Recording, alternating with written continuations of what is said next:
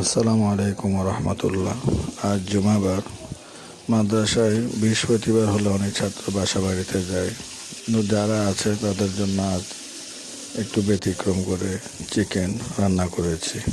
Chicken কষা এবং রসুনের পরিমাণটা বাড়িয়ে দিয়ে, যেহেতু রসুন খুবই একটি উপকার, এবং রসুন বাড়িয়ে দিয়ে চিকেন রান্না করলে খুব অন্যরকম একটা স্বাদ পাওয়া যায়। তো আমি প্রথমে চিকেন নিয়েছি, ধুয়ে রেখেছি। এরপর আস্তে আস্তে যা যা দেওয়ার সব কিছু দিয়ে, এবং রসুনগুলোকে ছোট ছোট রসুনগুলোকে বেশি ব্লেন্ডার করি নাই, এটাকে নর্মাল শেষে তারপর দিয়েছি। আলহামদুলিল্লাহ, আপনারা দেখতে পাচ্ছেন খুবই সুন্দর এবং চমৎকার কালার এসেছে।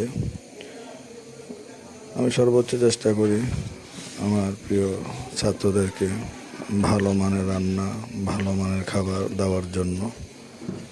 আলহামদুলিল্লাহ,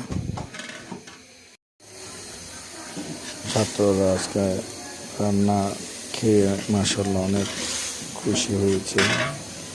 আসলে শীতকালে একটু মজাদার, একটু বিভিন্ন স্টাইলে রান্না করলে সবারই ভালো লাগে।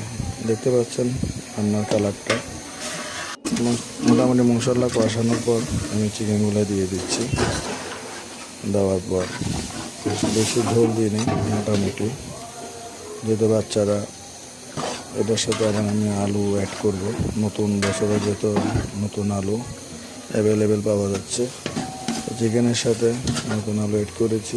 আলহামদুলিল্লাহ, সব কিছু মিলে জান্নাতুল ফেরদৌস তালিমুল হাফিজিয়া মাদ্রাসা, আমরা আমাদের যারা হোস্টেলে থাকে আমাদের প্রান্তীয় ছাত্রদের জন্য আমরা সর্বোচ্চ ভালো রান্নার ব্যবস্থা রেখেছি, এবং ভালো খাবারের ব্যবস্থা রাখার সর্বোচ্চ চেষ্টা করি।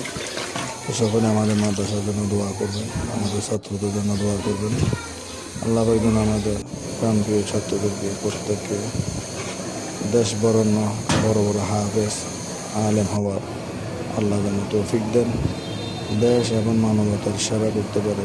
আল্লাহ পাক প্রত্যেক ছাত্রকে সেই যোগ্যতা দান করেন। পাশাপাশি আপনাদের সকলের জন্য আমাদের পক্ষ থেকে দোয়া রইল, সকলের জন্য দোয়া ও ভালোবাসা। আসসালামু আলাইকুম ওয়া রাহমাতুল্লাহ।